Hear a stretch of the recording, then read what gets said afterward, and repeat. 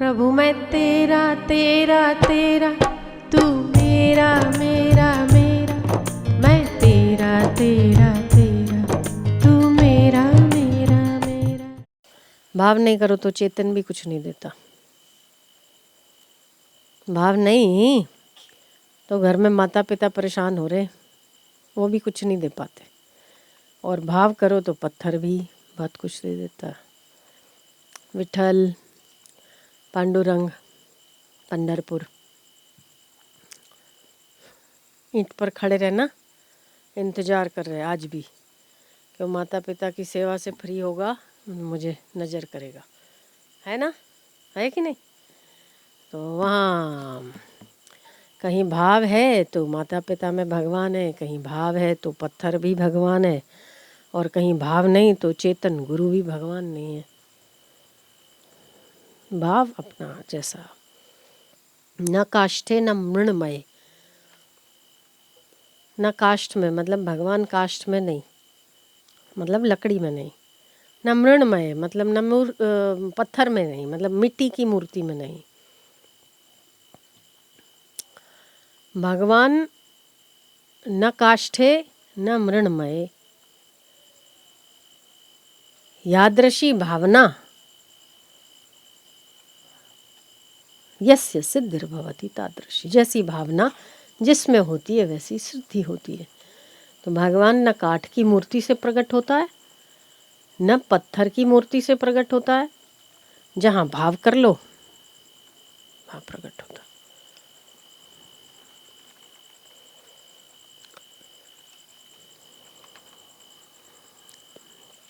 मतलब हमारे भाव ही हमें फल देने वाले होते हैं, अच्छे या बुरे।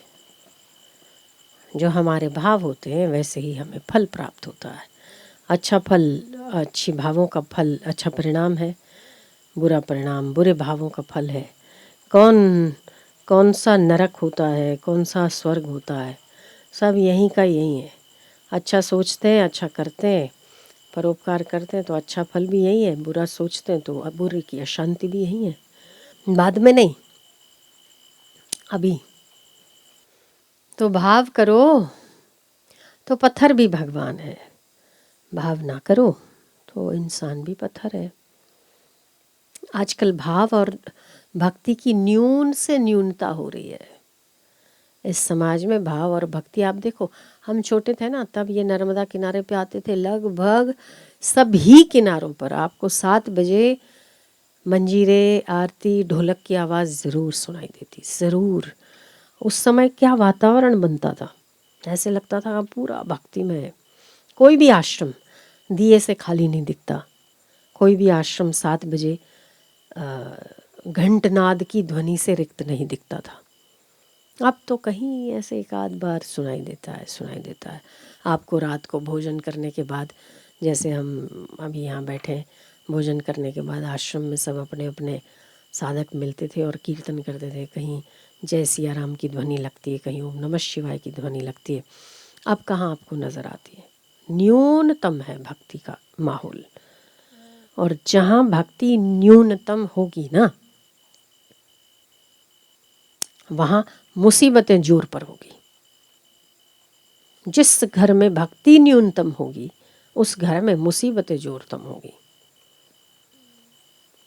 भक्ति ना एकमात्र आधार है हमारे सारे कष्ट परेशानियाँ, क्योंकि भाव बनता है उसमें। भाव में आप हर चीज़ चला सकते हो, भाव में आपका पुण्य बढ़ता है, भाव में आप भगवान की याद करते हो। और जब भक्ति में होते हो तो सोचते हो कि चलो भगवान जो करेगा ठीक ही करेगा। विश्वास, अब विश्वास नहीं, भाव नहीं तो विश्वास नहीं। भक्ति कम है तो मुसीबतें भी ज़्यादा है। टीवी देखना पसंद करते लोग, पड़े रहना पसंद करते हैं, मोबाइलों के गेम खेलना पसंद करते, पर ऐसा नहीं कि मंदिर चले जाते, कीर्तन कर लेते, कहीं भजन मंडली हो रही 2 भजन गा लेते। नहीं है ऐसा माहौल, नहीं। यांत्रिक युग है, जितना युग यांत्रिक हो रहा है इतने ही हमारे भाव भी यंत्रवत हो रहे हैं, और जितने हमारे भाव यंत्रवत हैं उतने परेशानियाँ भी हैं। सब कुछ है, कोई कमी नहीं। युग बहुत अच्छा है, यंत्र चरम सीमा पर है। यहाँ बैठे आप हज़ारों किलोमीटर दूर बात कर सकते हो, देख सकते हो, अपना मैसेज भेज सकते हो। आने वाले समय में और भी सुदृढ़ हो जाएगा यंत्र, ठीक है। दूरदर्शन, पहले हम कहते थे आप है ना ऐसे फ़ोन निकलेंगे मोबाइल कि आप यहाँ बैठे दूर वाले आदमी को देख, तब हंसी आती थी। है ये भी बात करें, है डफोड़ थी के ये कोई माना देखा तो है, ऐसा कोई आदमी दिख सकता है। आपने भी सुना होगा शायद बहुत पहले, ये ऐसे फ़ोन निकलने वाले जो दूर बैठ के आदमी जो कुछ करता है अपने को दिखेगा, है एव क्यों था। अब नई चीज़ें सुनते हैं कि अगर आप टीवी में देखो और अगर सीनरी फूल वाली है तो आपको वहाँ बैठे खुशबू आएगी। आज वो हंसी लगती है, पर हो सकता है टेक्नोलॉजी विकसित है, हो सकता है। अब कोई भी चीज़ असंभव नहीं। और पहले सुनते थे कि आप जिस जगह पर खड़े हो ना, खड़े खड़े आप 10 किलोमीटर दौड़ सकते हो। अला खड़ा खड़ा के भी रीते दौड़ा है। पर हाँ, ट्रेडमिल, तो यंत्र ने बहुत तरक्की कर ली है। उस यंत्र की तरक्की में हम भी यंत्रवत हो गए। हमने अपने हृदय को कोमल नहीं रखा। यंत्र के चक्कर में हृदय भाव वाला होना चाहिए। हमने कर दी गड़बड़। मैंने उस दिन बताया था कि भगवान कृष्ण के जीवन से बहुत सुंदर सीख मिलती है कि कृष्ण गोपियों के आगे बंसी बजाते हैं, है ना, 16,108। वो चाहे उनकी इच्छा से हुई शादी या उनकी इच्छा से नहीं हुई, वो अन्य बात है, पर बंसी कहाँ बजाते हैं? गोपियों के आगे बजाते हैं। चक्र कहाँ चलाते हैं? अधर्म के आगे चलाते हैं। घर में चक्र नहीं उठाते और बंसी बाहर नहीं बजाते, ठीक है। ये उनके जीवन का बहुत ही अच्छा एक उदाहरण पेश करते हैं वो, कि हमारा जीवन में उल्टा है कि हम घर में चक्र उठा लेते हैं और बाहर बंसियां बजाते रहते हैं। हमारी गड़बड़ है। पड़ोस वाली की पड़ोस वाला, सामने वाली की सामने वाला, वो बहुत अच्छा और बहुत अच्छी है, तेरे में तो टक्के की अक्ल नहीं है। घर में चक्र उठते सारे और बाहर बंसी बजती रहती है। तो फिर जिसके लिए बंसी बजाते ना, वो जब चक्र उठाए तब हमारी बंसियां सब आवाज़ बिना की हो जाती। तो कहाँ बंसी बजनी चाहिए, कहाँ चक्र उठना चाहिए। हमारे आमने सामने अधर्म होता है, हम वहाँ चुप करके बैठते हैं, है ना। और अगर मेरे पर अत्याचार हुआ तो हम चिल्ला चिल्ला कर बोलते हैं, ये सबसे बड़ा अधर्म हो रहा है। किसी और पर अत्याचार हो रहा है तब हम मौन है, कोई बात नहीं, जैसा भगवान करेगा। तो जब आप पर हो रहा है तो आप भी यही सोचो ना, जो भगवान करेगा। वहाँ हम इतना स्वार्थी क्यों हो जाते हैं? इसीलिए ना ये सृष्टि का बैलेंस ही गड़बड़ा गया। आप देखो, इसीलिए आप हर आए दिन आपको प्रकृति के प्रकोप की बातें सुनाई देती हैं। आज यहाँ भूकंप आ गया, सुनामी आ गई, इतना ज्वालामुखी फट गया, इतने लोग मारे गए, है ना। आए दिन सुनने को मिला, आए दिन।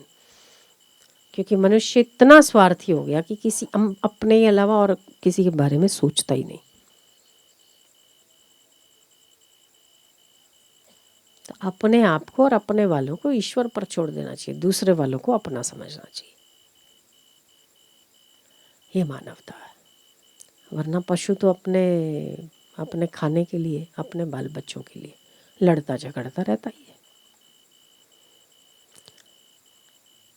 तो परमात्मा हर जगह पर है, हर वस्तु हर स्थिति में है, पर जहाँ जहाँ सुखद अनुभूति होती है वहाँ हम उनके दर्शन ज़रूर कर सकते हैं। नामदेव के घर में आग लग गई, नामदेव के घर में आग लग गई। देखा जो लकड़ी का सामान शुमान था जल रहा है। नामदेव ने उठाए कि रसोई में कुछ डिब्बे कुछ पड़े थे अनाज के, और घी का डिब्बा बचा था। जो सामान बाकी था, एक कुर्सी थी और कुछ डिब्बे थे जिसमें अनाज भरा था। और एक घी का डिब्बा था। लो मेरे देवता, मेरे विश्वरूप देवता, लो, ये लो, इसका भी यज्ञ कर रहा हूं मैं, ये लो, इसका भी यज्ञ कर रहा हूं मैं, ये लो अग्नि देवता, इसका भी यज्ञ कर रहा हूं। एक एक चीज उन्होंने उठा उठा कर सामने डाली। हम बचाते ना, अग्नि लगे, आग लगे तो हम बचाकर साइड में रखते, उन्होंने उसमें डाला। डाला तो ईश्वर से रहा नहीं गया, वो प्रकट हो गए। बोले आज तक मेरी पूजा कोमल, सौम्य और आशीर्वाद के स्वरूप में जरूर होती है, जिसका जिसका जिसकी मूर्ति ऐसी हो कि वरद हस्त है, ऐसी हो कि सौम्य है। तू ऐसा पहला शख्स है जो मेरे उग्र रूप की पूजा करता है। लो, ये भी आपका अवश्य है, ये भी यज्ञ में मैं आहुति दे रहा हूँ। लो लो, ये क्यों बचा है महाराज, ये क्यों बचा, ये भी ले लो महाराज, ये क्यों बचा, ये भी ले लो, अरे ये बाकी रह गया, अरे ये भी थोड़ा भोग लगा लो। ऐसे करके डालते चले गए। तुम मेरे इस रूप की पूजा क्यों करते हो? धन्य नामदेव, सारे लोग मेरे सौम्य रूप की पूजा करते हो, तुम आश्चर्य है कि मेरे उग्र रूप की पूजा करते हो। नामदेव बोलते हैं कि मैं आपको बचता हूँ और आपके सिवा मेरे घर में और कौन आ सकता है? आपके अलावा मेरे घर में दूसरा कौन आ सकता है? आप ही आ सकते हो। तो आप ये सब बचा के क्यों रखा? मुझे कोई मोह नहीं है, ले लो आप। तो भगवान कहते हैं कि नामदेव, तुम्हारी ये दृष्टि कि केवल शांत अग्नि में देखने की तुम्हारी ये दृष्टि कि केवल मैं शांत रूप में ही नहीं हूं पर उग्र रूप में भी मैं हूं, तुम्हारी इस दृष्टि को देखने के इस दर्शन से मैं दूर नहीं रह सका, इसीलिए मुझे दर्शन देने पड़े। तुम्हारे इस दर्शन से मैं दूर नहीं रह सका, इसीलिए मुझे दर्शन देने पड़े। और हमारी दृष्टि कैसी है? जब तक कि भगवान सौम्य है, भगवान वरदान दे रहे हैं, भगवान हमारे लिए कोमल बने हुए हैं, तब तक हमारी श्रद्धा बहुत अच्छी है। अगर भगवान ने डंडा उठा लिया, कुछ गलत कह दिया या उग्र रूप धारण कर लिया, तो ये तो कोई भगवान होते हैं? भगवान तो हमें हमारी मान्यता के अनुसार ही चाहिए। तो वो भगवान नहीं, आपका नौकर है। तो भगवान नौकर नहीं है। हम गुरुओं से भी ऐसा ही चाहते हैं कि गुरु हमें इस प्रकार से ही देखते हुए होने चाहिए, हम जैसा चाहे वैसे मिलते होने चाहिए, हम जैसे चाहे वैसे ही बोलते होने चाहिए। तो आपका ठेका तो नहीं लिया ना, आप क्या पगार देते उनको? फिर वो जैसे चले, जिस अवस्था में चले, जैसा रखे, फिर भी हमारी श्रद्धा और हमारा प्रेम बना रहा तो हम जीत गए। वरना तो हमने शर्तों में बांध दिया। हम इंसानों को कम बांध रहे हैं, भगवानों को भी बांधने लग गए। हमारे बेटे को ऐसा ही चलना चाहिए, हमारी बच्ची को ऐसा ही होना चाहिए, हमारे माता पिता को हमारे साथ ऐसा ही व्यवहार करना चाहिए।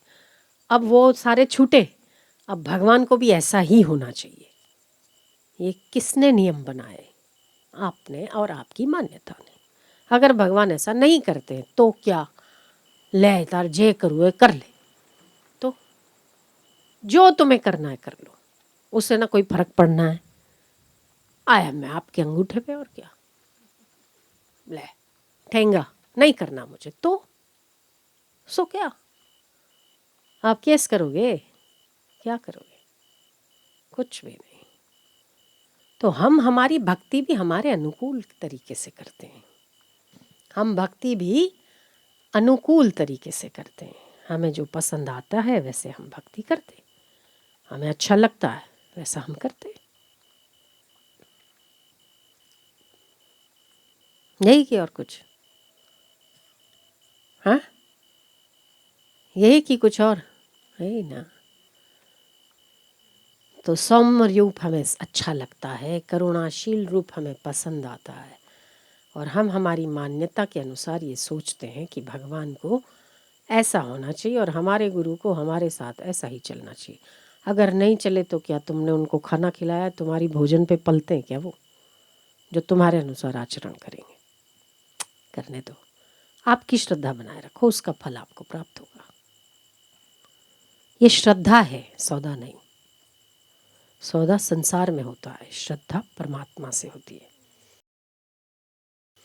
अगर ये है तो आप हो, अगर आप ये है तो मैं ऐसा करूँगा, अगर ऐसा करोगे तो मैं ऐसा करूँगा, तो मत करो। कौन कहता है करो? हमारे बिना उसको ना चले, ऐसा तो हमने क्या कर दिया है? हाँ, अगर ऐसा आपने कुछ किया है तब तो बात है, तब तो उसको आपके बिना ना चले तो 100 बार पीछे मुड़ के देख सकता है वो, उसको उसका शर्म नहीं है। पर ऐसा कुछ करने का बैठा बैठा दम दाटी आलवानी, तो जान तू काल जतो आज जतो रहे, શું फर्क पड़े? यानी दम दाटी थी नहीं, प्रेम से वश किया जा सकता है, धाक धमकी से नहीं। तो हम हमारी भक्ति भी हमारी मान्यताओं के अनुसार करते हैं। हमारे हमारे पैरामीटर्स हैं कुछ, मतलब कि ऐसे आप ऐसे ही होने चाहिए हम। हाँ, ए नहीं पाछू फॉर्मेट હોય, આવું થાય તો આમ, આવું થાય તો આમ, ऐसा हो तो ऐसा, ऐसे ही चलने चाहिए। अगर उससे बाहर भगवान भी जाते हैं तो वो हमारे लिए भगवान नहीं है। तो मर जैन ना हो तो हवा खा, એને શું ફરક પડ્યો? સારું आए उसको 1 सलाम, जाए उसको 100 सलाम, कभी नहीं आए उसको 1000 सलाम, और क्या। तो ये भक्ति है, और भक्ति सौदा नहीं होती, भक्ति बिन शर्ती होती है। भक्ति में देना होता है, लेना नहीं होता। भक्ति, श्रद्धा और प्रेम, तीनों में कोई खास फर्क नहीं है। आप अगर किसी शारीरिक रूप से किसी शरीर से प्यार करते हैं और प्रेम करते हैं, वहाँ पर भी आप दिए बिना नहीं रहते। और अगर आप देते नहीं, केवल लेते हैं, तो वो आपका प्रेम नहीं, वो वासना कही जाती है। और अगर आप देते हैं, उसकी उन्नति चाहते हैं, उसका हित चाहते हैं, तो आप प्रेम करते हैं। और अगर आप उससे सुख लेने की कामना करते हैं, तो आप उसका पतन करते हैं, है ना। तो पतन कौन करता है? वासना करती है। प्रेम क्या है? उन्नति करता है। तो प्रेम, श्रद्धा और भक्ति में कुछ खास अंतर नहीं है। बस ये है कि प्रेम किसी एक व्यक्ति की व्यक्ति विशेष के साथ, किसी व्यक्ति का वस्तु के साथ हो सकता है, सीमित भी हो सकता है, पर भाव और श्रद्धा आपसे श्रेष्ठ व्यक्तियों के लिए होती है। प्रेम समान के साथ भी हो सकता है, और अक्सर प्रेम समान के साथ ही होता है। पर अगर वो निस्वार्थी है तो रंग लाता है, और अगर वो वासनावान है तो कीचड़ बनता है। बस। तो जहाँ भाव है, भक्ति है, वहाँ विश्वास है। जहाँ प्रेम है वहाँ विश्वास है। जहाँ प्रेम है वहाँ देना है, लेना नहीं। आप दोगे, नहीं चाहोगे तभी भी आप दोगे, दिए बिना आप नहीं रह सकते। उसकी उन्नति चाहे बिना आप नहीं रह सकते, अगर तो आपने किसी को प्रेम किया है तो। पर अगर वासना है तो आपने उसके हित की अहित की नहीं देखनी, आपको सुख मिलना चाहिए, खत्म बात, कैसे भी करके मिलना चाहिए। ये वासना की सीमा है। तो शर्त बिना का श्रद्धा, शर्त बिना की भक्ति भगवान को खींच कर लाती है। इसलिए बिन शर्ती भक्ति होनी चाहिए। शर्त वाली और हमारी मान्यताओं में बंधी हुई भक्ति भक्ति नहीं है, वो तो गुलामी है। भक्ति तो मीराबाई को सांप भेजा तो फूलों की माला हो गई, ये भक्ति है। वो जानती थी कि इसमें सर्प है, फिर भी मेरे परमात्मा ने प्रेरणा दी है तो भेजी, पहन ले। जहर भेजा, जानती थी, उसके लिए अमृत हुआ। क्यों? उसकी भक्ति। प्रभाव क्या था? ईश्वर ने भेजा है ना, कोई बात नहीं।